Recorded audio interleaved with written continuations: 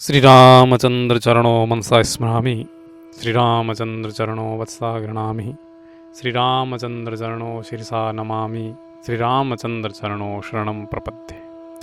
मनोजवं मारुततुल्यवेगं जितेन्द्रियं बुद्धिमतां वरिष्ठं वातात्मजं वानरयूथमुख्यं श्रीरामदूतं शरणं प्रपद्ये। हरिशरणं। श्री गुरुचरण कमलभ्यो नमः। श्री हनुमते नमः। भक्त भक्ति भगवंत गुरु चतुर्वपु नाम एक, इनके पद वंदन किए नासे विघ्न अनेक। प्रिय सज्जनों, प्रथम स्कंद के 7वां अध्याय में हमने अश्वत्थामा द्वारा द्रौपदी के 100 पुत्रों का निर्दयतापूर्वक वध करना, द्रौपदी की करुण पुकार और अर्जुन का अश्वत्थामा से युद्ध, और किस प्रकार अश्वत्थामा को बंदी बना के द्रौपदी के समक्ष प्रस्तुत करते हैं और द्रौपदी दया करके अश्वत्थामा को छोड़ देती है। आगे के प्रसंग में क्या वर्णन होता है वो हम आज 8वें अध्याय में उसका वाचन करेंगे। सूत जी कहते हैं, इसके बाद पांडव श्री कृष्ण के साथ जलांजलि के इच्छुक मरे हुए स्वजनों का तर्पण करने के लिए स्त्रियों को आगे करके गंगा तट पर गए। वहां उन सब ने मृत बंधुओं को जलदान दिया और उनके गुणों का स्मरण करके बहुत विलाप किया। तदंतर भगवान के चरण कमलों की धूलि से पवित्र गंगा जल में पुनः स्नान किया। वहाँ अपने भाइयों के साथ कुरुपति महाराज युधिष्ठिर, धृतराष्ट्र, पुत्र शोक से व्याकुल गांधारी, कुंती और द्रौपदी सब बैठकर मरे हुए स्वजनों के लिए शोक करने लगे।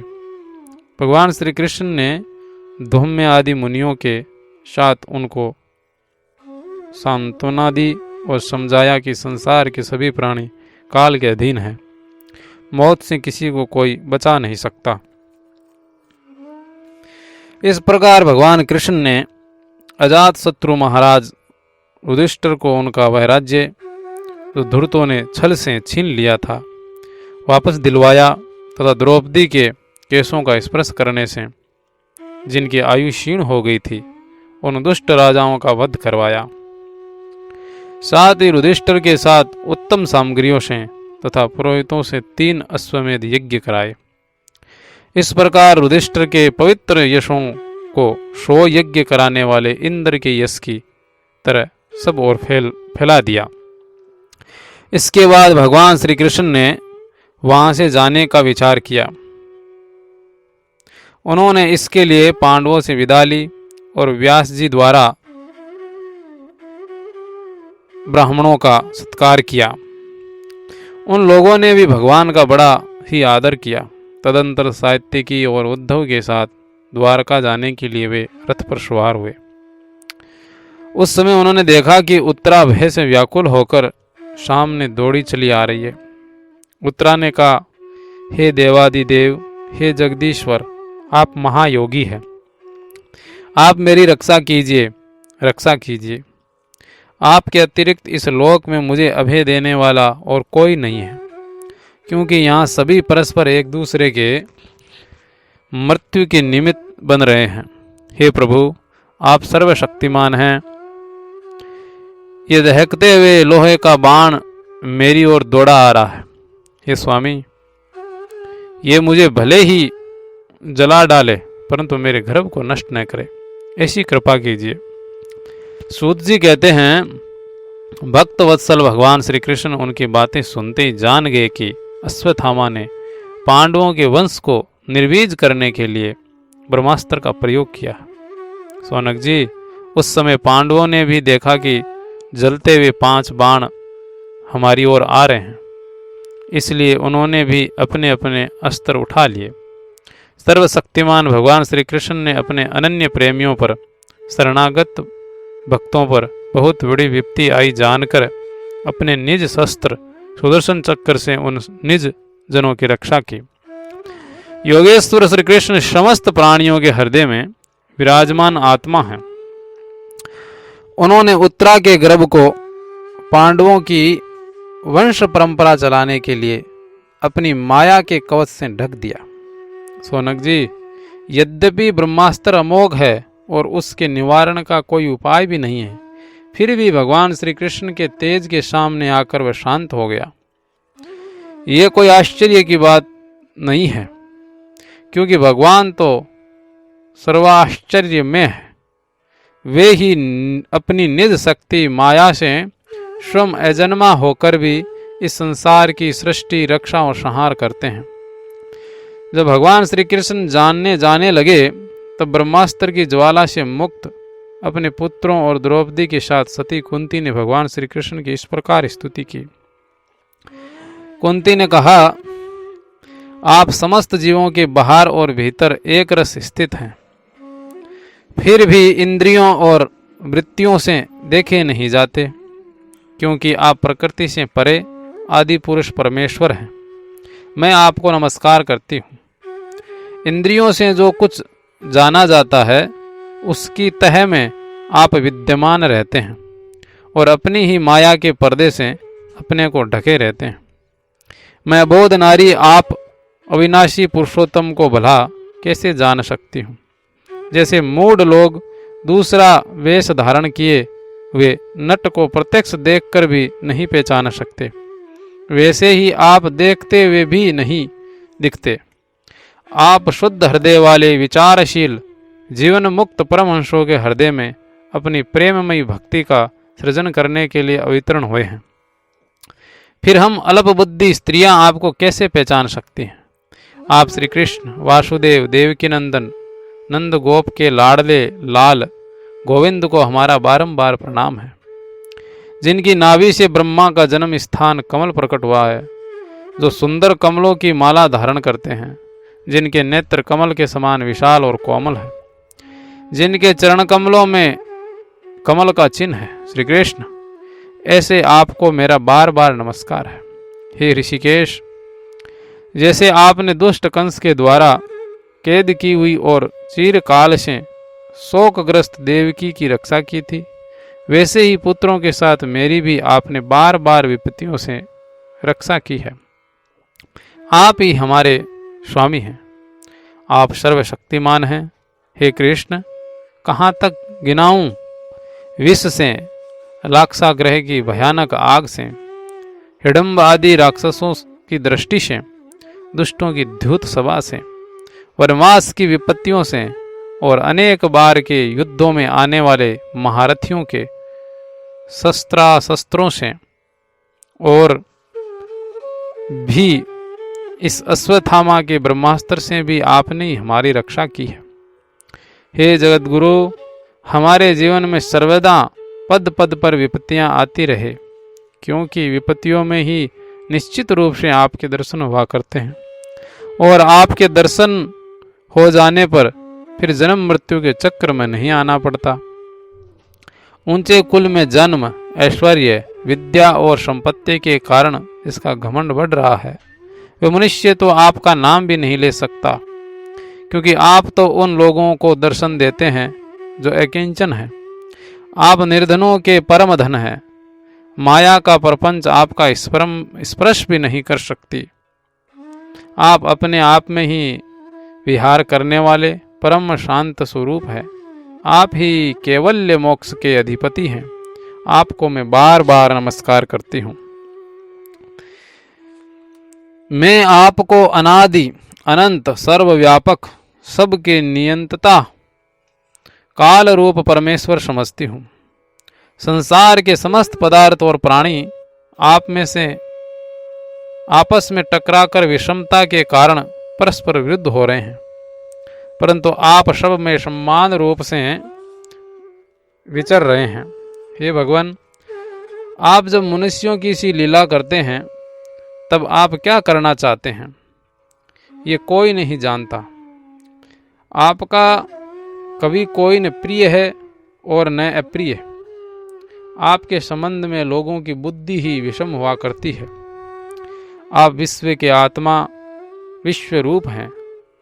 न आप जन्म लेते हैं और न कर्म ही करते हैं, फिर भी पशु पक्षी मनुष्य ऋषि जलचर आदि में आप जन्म लेते हैं और उन योनियों के अनुरूप दिव्य कर्म भी करते हैं। यह आपकी ही लीला है। जब बचपन में आपने दूध की मटकी फोड़कर यशोदा मैया को खिलाया था और उन्होंने आपको बांधने के लिए हाथ में रस्सी ले ली थी, तब आपकी आंखों में आंसू छलक आए थे, काजल कपोलों पर बह चला था, नेत्र चंचल हो रहे थे और भय की भावना से आपने अपने मुख को नीचे की ओर झुका लिया था। आपकी उस दशा का लीला छवि का ध्यान करके मैं मोहित हो जाती हूँ। भला जिससे भय भी भय मानता है उसकी ये दशा। आपने अजन्मा होकर भी जन्म क्यों लिया है, इसका कारण बतलाते हुए कोई महापुरुष यूं कहते हैं कि जैसे मलयाचल की कीर्ति का विस्तार करने के लिए उसमें चंदन प्रकट होता है, वैसे ही अपने प्रिय भक्त पुण्य श्लोक राजा यदु की कीर्ति का विस्तार करने के लिए ही आपने उनके वंश में अवतार ग्रहण किया है। दूसरे लोग यूं कहते हैं कि वसुदेव और देवकी ने पूर्व जन्म में सूतपा और प्रश्नि के रूप में आपसे यही वरदान प्राप्त किया था, इसलिए आप अजन्मा होते हुए भी जगत के कल्याण और दैत्यों के नाश के लिए उनके पुत्र बने हैं। कुछ और लोग यूं कहते हैं कि पृथ्वी दैत्यों के अत्यंत भार से समुद्र में डूबते हुए जहाज की तरह डगमगा रही थी, पीड़ित हो रही थी। तब ब्रह्मा की प्रार्थना से उसका भार उतारने के लिए ही आप प्रकट हुए हैं। कोई महापुरुष यूं कहते हैं कि जो लोग इस संसार में अज्ञान, कामना और कर्मों के बंधन में जकड़े हुए पीड़ित हो रहे हैं, उन लोगों के लिए श्रवण और स्मरण करने योग्य लीला करने के विचार से ही आपने अवतार ग्रहण किया है। भक्तजन बार बार आपके चरित्र का श्रवण, गान, कीर्तन एवं स्मरण करके आनंदित होते रहते हैं। वे ही अविलंब आपके उस चरण कमल का स्पर्श कर पाते हैं जो जन्म मृत्यु के प्रवाह को सदा के लिए रोक देता है। भक्त वत्सल कल्पतरु प्रभु, क्या अब आप अपने आश्रित और संबंधी हम लोगों को छोड़कर जाना चाहते हैं? आप जानते हैं कि आपके चरण कमलों के अतिरिक्त हमें और किसी का सहारा नहीं है। पृथ्वी के राजाओं को तो हम यूं ही विरोधी हो गए हैं। जैसे जीव के बिना इंद्रियां शक्तिहीन हो जाती है, वैसे ही आपके दर्शन के बिना यदुवंशियों के और हमारे पुत्र पांडवों के नाम तथा रूप का अस्तित्व ही क्या रह जाता है। गदाधर, आपके विलक्षण चरण चिन्हों से चिन्हित ये कुरु जांगल देश की भूमि आज जैसी शोभायमान हो रही है, वैसी आपके चले जाने के बाद नहीं रहेगी। आपकी दृष्टि के प्रभाव से ही ये देश पकी हुई फसल, लता वृक्षों से समृद्ध हो रहा है। ये वन, पर्वत, नदी और समुद्र भी आपकी दृष्टि से ही वृद्धि को प्राप्त हो रहे हैं। आप विश्व के स्वामी हैं, विश्व की आत्मा हैं और विश्व रूप हैं। यदुवंशियों और पांडवों में मेरी बड़ी ममता हो गई है। आप कृपा करके स्वजनों के साथ जोड़े हुए इस स्नेह की दृढ़ फांसी को काट दीजिए।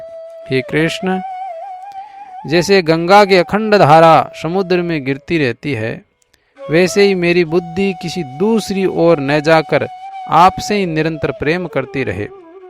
हे कृष्ण, अर्जुन के प्यारे सखा यदुवंश शिरोमणे, आप पृथ्वी के भार रूप राजवेशधारी दैत्यों को जलाने के लिए अग्नि स्वरूप हैं। आपकी शक्ति अनंत है। हे गोविंद, आपका वह अवतार गो, ब्राह्मण और देवताओं का दुख मिटाने के लिए ही है। हे योगेश्वर, चराचर के गुरु भगवान, मैं आपको बार बार नमस्कार करती हूँ। सूत जी कहते हैं, इस प्रकार कुंती ने बड़े मधुर शब्दों में भगवान की अधिकांश लीलाओं का वर्णन किया। ये सब सुनकर भगवान श्री कृष्ण अपनी माया से उसे मोहित करते हुए मंद मंद मुस्कुराने लगे। उन्होंने कुंती से कह दिया, अच्छा ठीक है, और रथ के स्थान से वे हस्तिनापुर लौट आए। वहाँ कुंती, सुभद्रा आदि देवियों से विदा लेकर जब वे जाने लगे तब राजा युधिष्ठिर ने बड़े प्रेम से उन्हें रोक लिया। राजा युधिष्ठिर को अपने भाई बंधुओं के मारे जाने का बड़ा शोक हो रहा था। भगवान की लीला का मर्म जानने वाले व्यास आदि महर्षियों ने और स्वयं अद्भुत चरित्र करने वाले भगवान श्री कृष्ण ने भी अनेकों इतिहास कहकर उन्हें समझाने की बहुत चेष्टा की, परंतु उन्हें सांत्वना न मिली, उनका शोक न मिटा। सनकादिक ऋषियों, धर्मपुत्र राजा युधिष्ठिर को अपने स्वजनों के वध से बड़ी चिंता हुई। वे अविवेक युक्त चित्त से सने और मोह के वश में होकर कहने लगे, भला मुझ दुरात्मा के हृदय में बद्धमूल हुए इस अज्ञान को तो देखो। मैंने सियार कुत्तों के आहार इस अनात्मा शरीर के लिए अनेक अक्षोणी सेना का नाश कर डाला। मैंने बालक, ब्राह्मण, संबंधी, मित्र, चाचा, ताऊ, भाई, बंधु और गुरुजनों से द्रोह किया है। करोड़ों वर्षों में भी नरक से मेरा छुटकारा नहीं हो सकता। यद्यपि शास्त्र का वचन है कि राजा यदि प्रजा का पालन करने के लिए धर्म युद्ध में शत्रुओं को मारे तो उसे पाप नहीं लगता, फिर भी इससे मुझे संतोष नहीं होता। स्त्रियों के पति और भाई बंधुओं को मारने से उनका मेरे द्वारा यहाँ जो अपराध हुआ है उसका मैं ग्रस्तोचित यज्ञ यागादि के द्वारा मार्जन करने में समर्थ नहीं हूँ।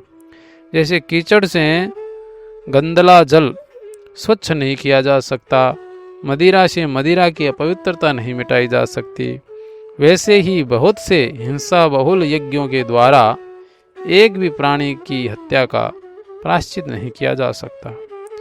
इस प्रकार युधिष्ठिर जी शोक व्यक्त कर रहे हैं, परंतु आज का अध्याय युधिष्ठिर के इस प्रकार शोक करते हुए विचार पे संपन्न होता है।